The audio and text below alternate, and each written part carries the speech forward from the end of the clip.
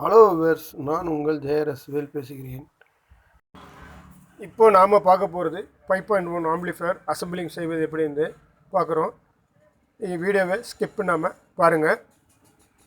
கீழே பூட்டு 4 ஃபிட்டிங் பண்ணிவிட்டு அடுத்தது ஒரு செலக்டர் சுவிட்சு ஃபிட்டிங் பண்ணணும். அதுக்கப்புறம் நம்ம செலக்டர் சுவிட்சு எப்படி ஃபிட்டிங் பண்ணுறதை பற்றி இப்போ நம்ம பார்க்கலாம். வாங்க வீடியோக்குள்ளே. 4 பூட்டையும் ஃபிட்டிங் பண்ணிக்கணும். இப்போ வந்து ஒரு செலக்டர் சுவிட்சை நம்ம ஃபிட்டிங் பண்ண போகிறோம். செலக்டர் சுவிட்சை தான் ஃபஸ்ட்டு ஃபிட்டிங் பண்ணிட்டோம்னா அதுக்கப்புறம் பேனல் ஃபிட்டிங் பண்ணுறதுக்கு நமக்கு சௌகரியமாக இருக்கும். அதனால் முதல்ல செலக்டர் சுவிட்சை வந்து நம்ம ஃபிட்டிங் பண்ணுறோம். அதுக்கப்புறம் பின்னாடி ஆர்சி சாக்கெட் ஒன்று ஃபிட்டிங் பண்ணுறோம். செலக்டர் சுவிட்சு ஃபிட் பண்ணியாச்சு. அடுத்தது ஒரு ஆர்சி சாக்கெட் அதையும் ஃபிட்டிங் பண்ணிக்கலாம். அதுக்கடுத்து ஒரு ஆன் ஆஃப் சுவிட்ச், ஒரு பேனல் ஃபிட்டிங் பண்ணணும்.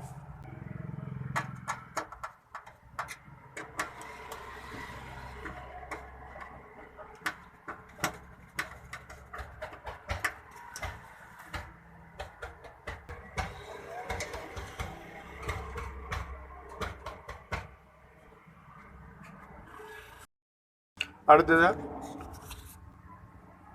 ஒரு 3 ஸ்பீக்கர் சாக்கெட்டு ஃபிட்டிங் பண்ணிக்கணும். அதுக்கப்புறம் ஒரு மெயின்ஸ் கார்டு ஃபிட்டிங் பண்ணிவிட்டு அதுக்கப்புறம் நம்ம ஒரு ட்ரான்ஸ்ஃபார் ஃபிட்டிங் பண்ணியிருக்கோம். அதுக்கப்புறம் போர்டு, இந்த போர்டுக்கு டயோடெல்லாம் ஃபிட்டிங் பண்ணிட்டேன். கண்டென்சர் 2 ஃபிட்டிங் பண்ணியாச்சு. சால்டர் வச்சு எல்லாம் ரெடி பண்ணியாச்சு. அடுத்தது இப்போது ட்ரான்ஸ்ஃபார் வயரை எடுத்து சால்டர் வைக்கணும். ஃபஸ்ட்டு இந்த ஃபேனை ஃபிட் பண்ணிக்கணும்.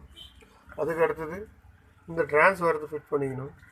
ட்ரான்ஸ்ஃபாரத்துலேருந்து வர்ற ஒயர் கனெக்ஷனு முதல்ல ஃபிட்டிங் பண்ணிக்கணும். அதுக்கப்புறம் பிசிபியில் ஒவ்வொரு கண்டென்சராக போட்டு சால்டர் பண்ணி நம்ம ஃபிட் பண்ணி வச்சுக்கணும். அதுக்கடுத்து டயோடு போட்ட அப்புறம் ட்ரான்ஸ்ஃபாரத்தை கனெக்ஷன் போடணும். அடுத்ததாக பேஸ்டபிள் போர்டு, இந்த பேஸ்டபிள் போர்டு என்ன பண்ணணும், இப்படி ஒயர்லாம் சால்டர் பண்ணி வச்சுக்கணும். தனித்தனியாக வச்சு சால்டர் பண்ணிவிட்டு அதுக்கப்புறம் நம்ம வால்யூம் கண்ட்ரோலில் கனெக்ஷன் கொடுக்கணும். அடுத்ததாக போர்டுக்கு இந்த மாதிரி ஓட்டையை போட்டு ஒரு எக்ஸ்ட்ரா ஹீட் சிங் போட்டு கரெக்டாக ஒரு ஓட்டையை போட்டு அந்த ஓட்டையை கேபினெட்டில் பாருங்கள், 2 இடத்துல கேபினெட்டில் ஓட்டை போட்டு அதுக்கப்புறம் நம்ம இந்த ஒரு ஹீட் சிங் பிளேட்டை நம்ம ஃபிட்டிங் பண்ணிக்கணும். ஃபிட்டிங் பண்ணிவிட்டு நல்லா லூஸ் கான்டாக்ட் இல்லாமல் இதை டைட் பண்ணிக்கணும் நம்ம. ஏன்னா ஹீட் சிங் வந்து லூஸ் கான்டாக்ட் இருந்தால் அடிக்கடி ஐசி சூடேறி சீக்கிரம் போயிடும். அதனால் நம்ம ஹீட் சிங்கை வந்து நல்லா க்ளீனாக டைட் பண்ணிக்கணும். அடுத்ததான் இப்போது ஸ்பீக்கர் லைன் நம்ம கொடுக்கணும்.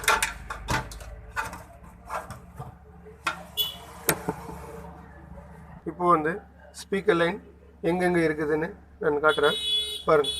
இது வந்து கிரவுண்டு, இது வந்து ஸ்பீக்கர் லைன். அதே மாதிரி இது கிரவுண்டு, இது ஸ்பீக்கர் லைன். அதே மாதிரி எடுத்திங்கன்னா இது கிரவுண்டு, இது ஸ்பீக்கர் லைன், இது கிரவுண்டு, இது ஸ்பீக்கர் லைனு. அடுத்தது பார்த்தீங்கன்னா பாருங்கள், இது வந்து 4141க்கு இது வந்து ஸ்பீக்கர் லைனு. அதுக்கடுத்து பார்த்தீங்கன்னா இங்கே ஒரு ஸ்பீக்கர் லைன் வரும், அப்புறம் இங்கே ஒரு இன்புட் வருது, அப்புறம் இங்கே ஒரு கிரவுண்டு வருது. இப்போ வந்து டுவெல் சப்ளைக்கு நம்ம வந்து கனெக்ஷன் கொடுக்குறோம். இப்போ வந்து கிரவுண்டு,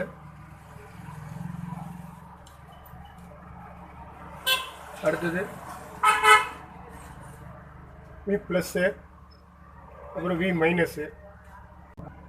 அடுத்தது 4141 ஸ்பீக்கர் லைன் கொடுக்குறோம்.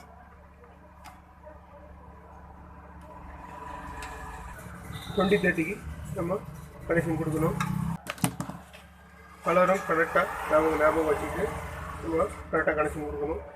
கிரவுண்டு இது ப்ளஸ் இது மைனஸ் இது கரெக்ட் பார்த்து நம்ம கொடுக்கணும். இதில் வெள்ளை வந்து ஸ்பீக்கருக்கும் ப்ளஸுக்கும், கிரே வந்து கிரவுண்டுக்கும் நம்ம கொடுத்துருக்கோம். அதேமாரி ஒவ்வொன்றுக்கும் ஒவ்வொன்று பார்த்து நம்ம கரெக்டாக கொடுக்கணும்.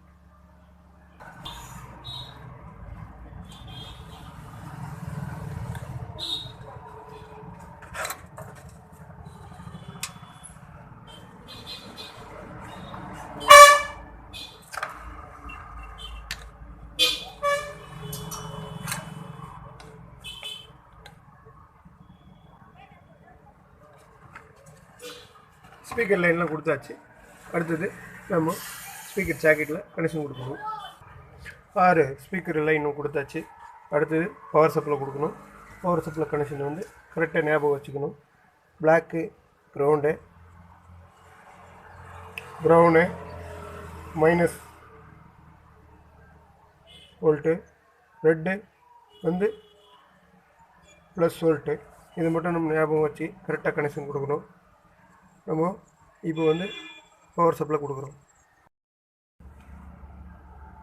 இது ப்ளஸ் வோல்ட்டு, இது மைனஸ் வோல்ட்டு, இது கிரவுண்டு. அதேமாரி போர்டில் பார்த்தீங்கன்னா பாருங்கள், இது வந்து ப்ளஸ்ஸு, இது கிரவுண்டு, இது மைனஸ் வோல்ட்டு. இந்த 3 கலர் கரெக்டாக பார்த்து 3 கலர் கரெக்டாக கொடுத்தோம்னாவே கரெக்டாக இருக்கும். மாற்றி கொடுத்துட்டா போர்டு புகை வந்துடும். அதுக்கப்புறம் ஐசியெல்லாம் ப்ராப்ளம் ஆகிடும். நாம் கையிலேருந்து அதுக்கப்புறம் திருப்பியும் புதுசாக வாங்கணும். அதனால் நம்ம கவனமாக இதை மட்டும் கரெக்டாக கொடுக்கணும்.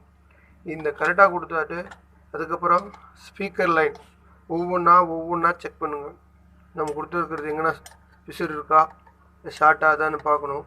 இப்படி 6 ஸ்பீக்கர் லைனும் பார்த்துட்டு அதுக்கப்புறம் எஸ்டிகேல போட்டிருக்க அந்த இதுவும் கரெக்டாக பார்த்துக்கணும். ஒரு தடவை 2 தடவை செக் பண்ணிவிட்டு அதுக்கப்புறம் தான் செட்டே ஆன் பண்ணணும். வேஸ்டபிள் போர்டு இப்போ வந்து வால்யூம் கண்ட்ரோல் கனெக்ஷன் கொடுத்தாச்சு. அடுத்தது பவர் சப்ளை கனெக்ஷன் கொடுக்கணும். V+ கொடுத்தாச்சு. இப்போது கிரவுண்ட் கொடுக்குறோம். அடுத்தது V-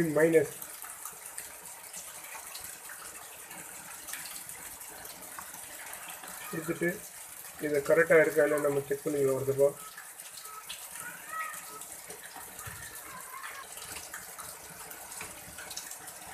பாருங்கள், இப்படி 3 கரெக்டாக இருக்கான்னு பார்த்துட்டு அதுக்கப்புறம் நம்ம அடுத்தது சரவண போர்டு லைன் எடுக்கணும். இப்போது இதுக்கு V- எல்லாம் கொடுக்கணும். வேஸ்டபிள் போர்டுக்கெல்லாம் கனெக்ஷன் கொடுத்தாச்சு.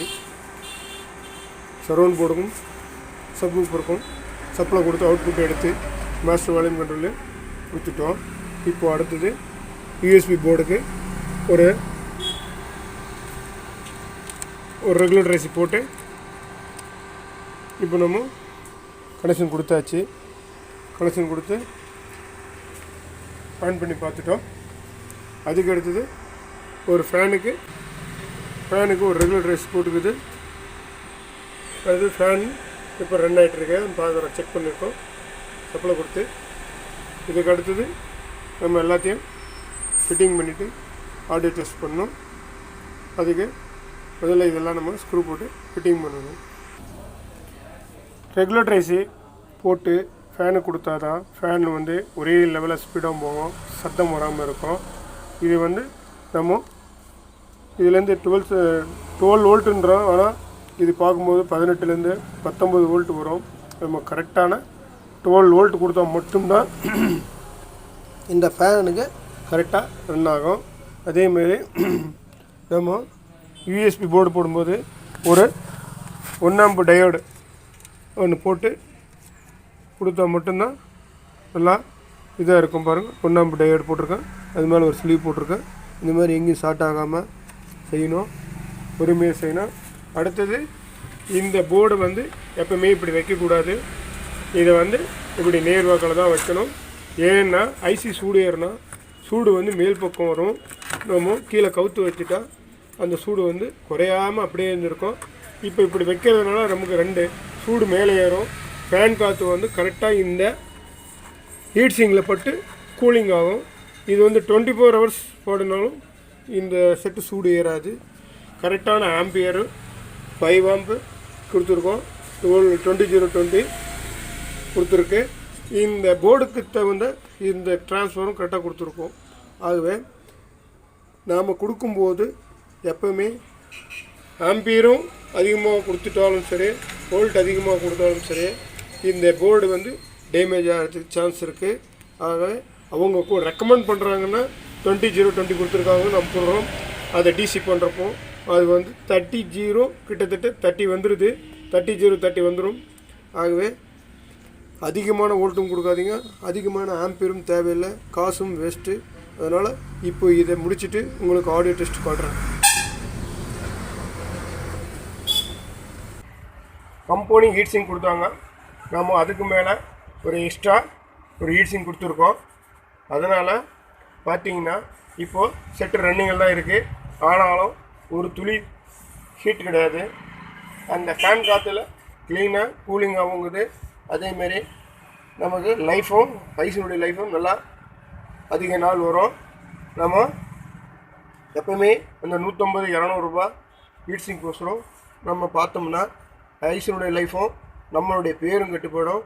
அதனால் எப்பவுமே ஒரு எக்ஸ்ட்ரா ஒரு ஐசிக்கு ஒரு ஹீட் சிங்க் போட்டு நம்ம ஃபிட் பண்ணால் ரொம்பவும் நல்லாயிருக்கும். சூடும் ஏறாது.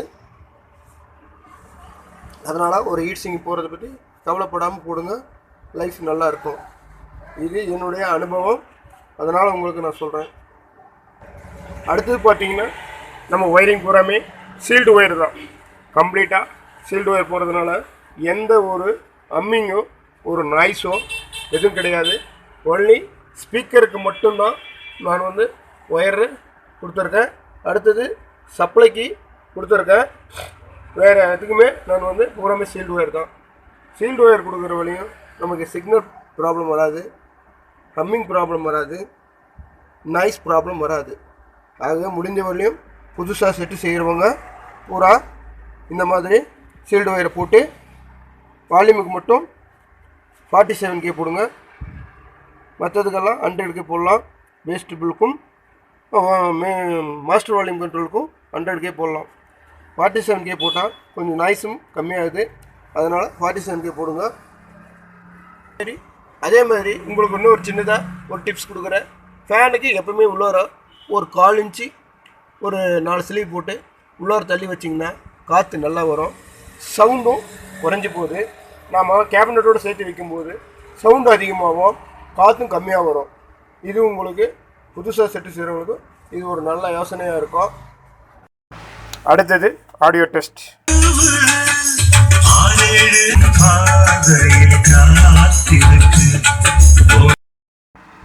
ஹலோ வியூவர்ஸ், இதுவரையிலையும் பார்த்ததுக்கு நன்றி. வீடியோ ரொம்ப லென்த்தாக இருக்குது. அதனால் இதனுடைய முழு ஆடியோ டெஸ்ட்டு நான் அடுத்த வீடியோ அனுப்புகிறேன். நன்றி, வணக்கம். சப்ஸ்கிரைப் பண்ணுங்கள், ஷேர் பண்ணுங்கள், பெல் ஐக்கானை கிளிக் பண்ணுங்கள். இதனுடைய வீடியோவில் குறை நிறைய இருந்தாலும் கமெண்ட் பண்ணுங்கள். நன்றி, வணக்கம்.